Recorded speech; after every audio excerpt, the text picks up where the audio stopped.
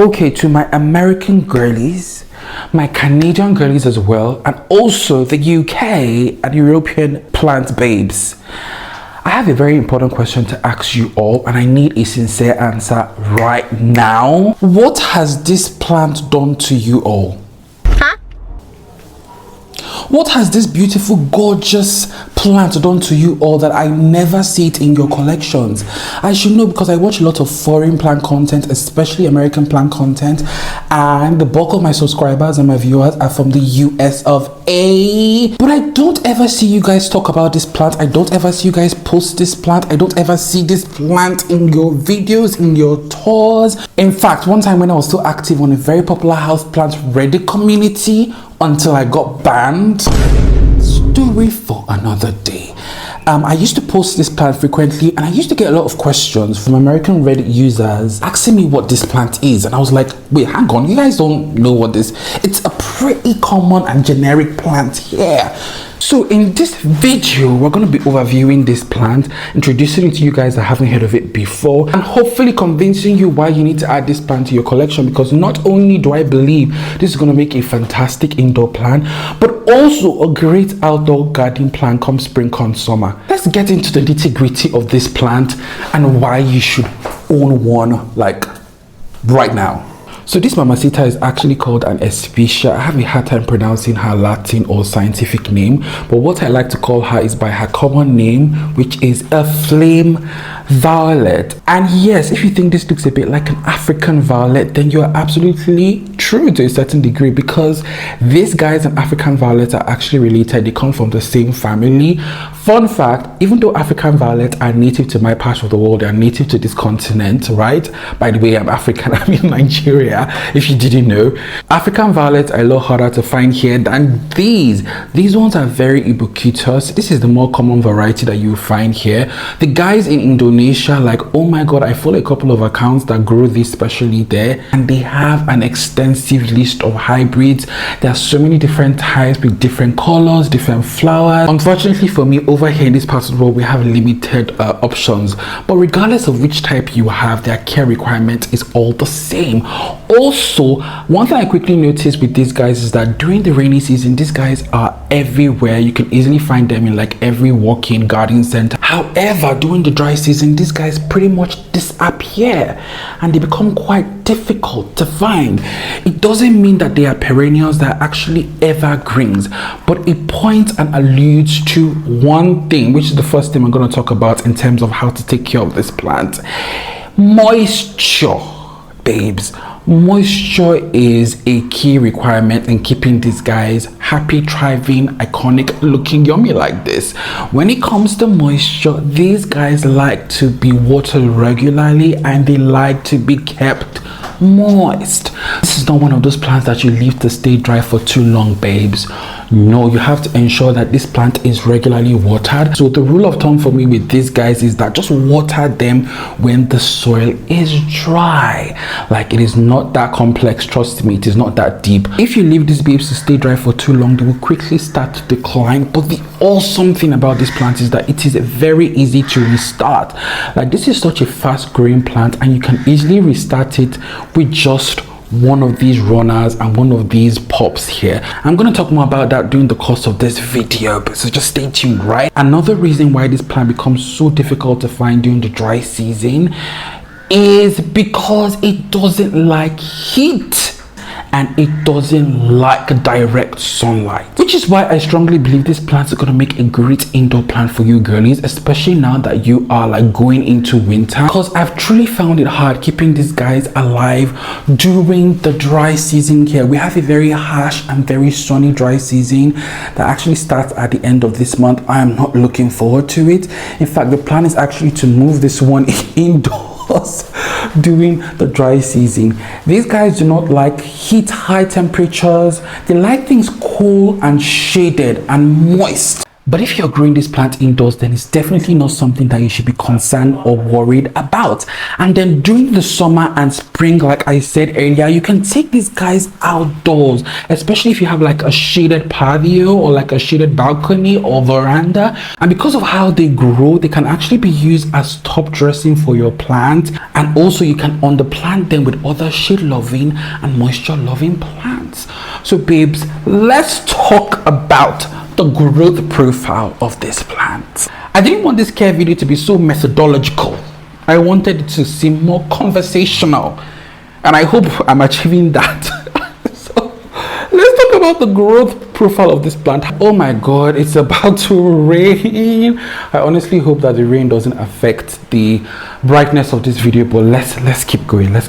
So the typical way that a lot of people grow this plant is to hang it, and I've seen some very beautifully grown hanging and trailing specimens, so you can actually get away with growing this as a trailing plant. But in the wild, this plant actually grows as a ground cover plant, and in my opinion and experience, that is how it prefers to grow. So I would strongly advise that if you want to grow this plant, your best bet is to grow it in sort of like a round, like wide pot. You also don't want something that is too deep, because these guys typically have like really thin roots. Let me see if I can bring out one quickly and just show you guys just how thin these roots can be. Let's see. I'm sacrificing my baby. Look, there you go. Can you just see? So the roots are typically quite thin and they are quite shallow. So you definitely don't want like a pot that is too deep to obviously reduce the risk of overwatering. This pot is about maybe roughly, I don't know, like maybe like 4 inches deep or 5 inches deep. So yeah, something of that dimension should definitely work. I'll see if I can go through Amazon US for you guys to see what planters like fit the description. Trust me, I'm not affiliated with any one of these brands.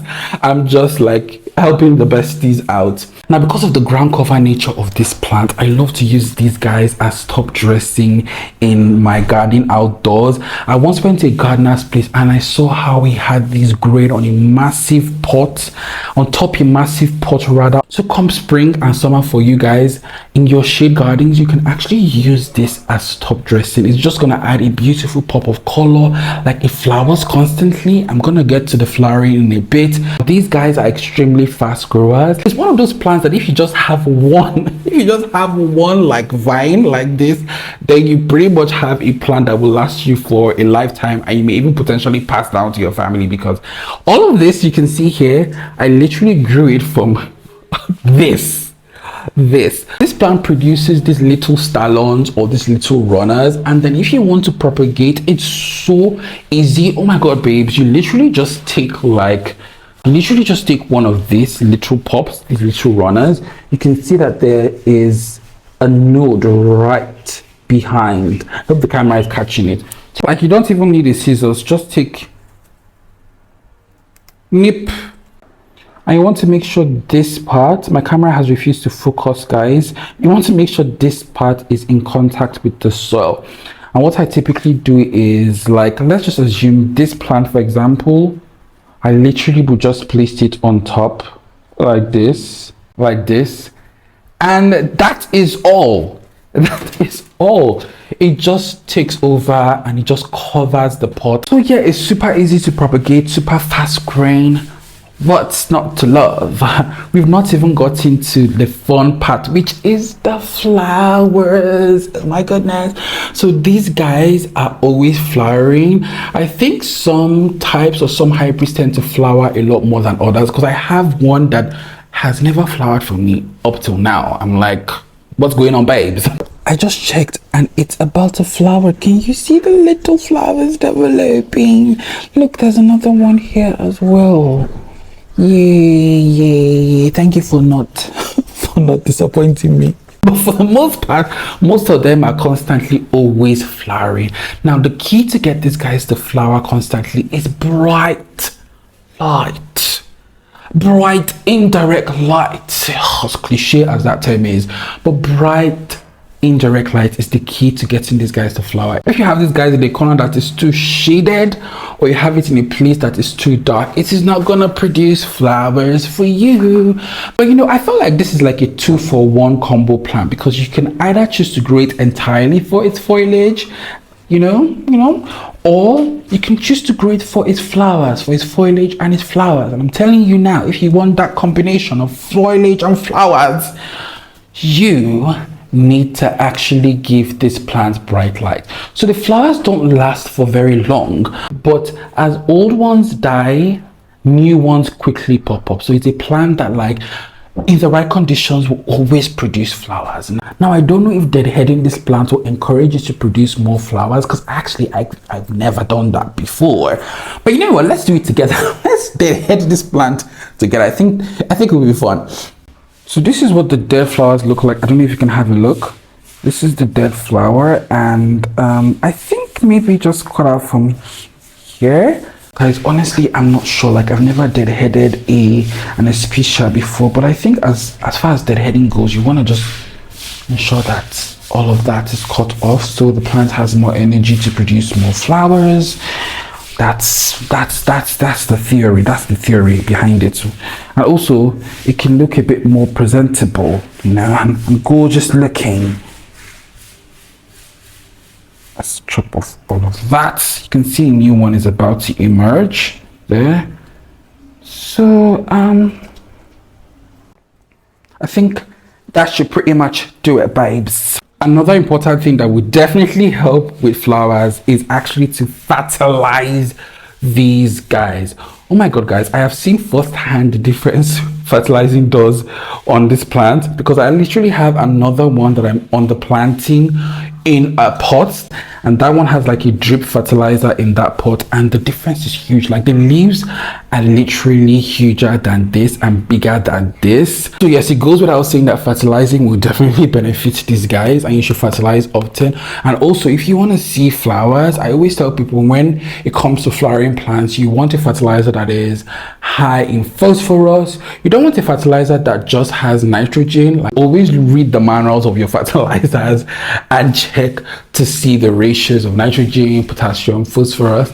This one I use like sort of like a balanced fertilizer. God, I love that fertilizer, guys. I swear by that fertilizer, it has really taken my plants to the next level. So yeah, a combination of like fertilizing and the bright light will lead to like beautiful constant blooms.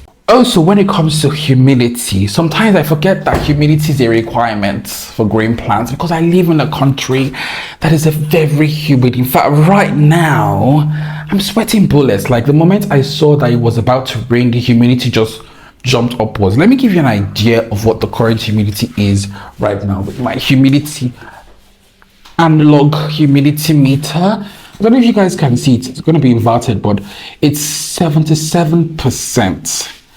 On an afternoon. It's typically much higher in the mornings. But yeah, it goes without saying that if you're growing a plant, a tropical girly like this, you obviously need to like ensure that humidity is not low. Anything below 50%, I believe that this one is going to struggle. Also, like I said earlier, these guys look their best during the rainy season. During the rainy season, it's extremely humid. So it just goes to show that they will benefit greatly from higher humidity. But that shouldn't be a problem, babes. I mean, that's why humidifiers are sold.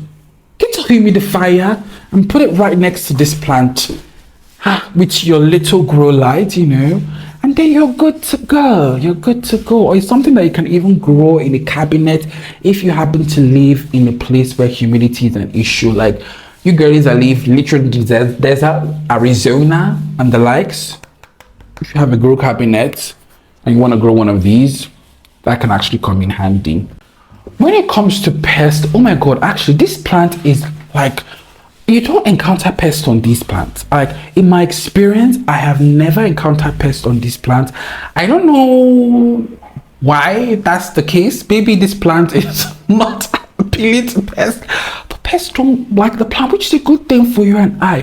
Also, if I'm wrong, I'm gonna indicate, but also believe this is also a pet friendly plant. It is edible. I believe so. Again, if I'm wrong, I'll indicate. So yeah, if that's the case, then another reason why you should grow this fantastic plant in your home. I mean, my God. Then when it comes to the soil I use, look babes, I do not use fancy soil for this plant. This is a plant that in this part of the world literally will grow on dirt. It will grow on clay. It will grow on, like, it doesn't need fancy soil. You don't need to bring in your chunky potting mix for this one, babes. Just have a medium that retains water and it's light. You know, something that retains water and it doesn't get too soggy.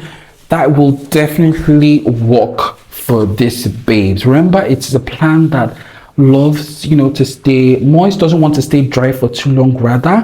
And just to reiterate, please ensure that you just water it when it is dry, okay? And I think that's pretty much it, babes. I think that's pretty much it. I really hope that you found this video helpful, and I hope that this video will encourage you to please grow this plant. I feel like it is such a beautiful plant. Like sometimes when I walk past it, it just gives me so much joy. It's such a beautiful plant. I wish I could go on and yap on more, but it's getting dark dark because of the rain, so I have to stop at this point. But if you enjoyed this video, please like, follow and subscribe and share amongst your friends. And please, I want you to write your garden centers to stock this plant. Tell them you watched this video and you need this plant in your life. All right, babes, I'll see you in the next one.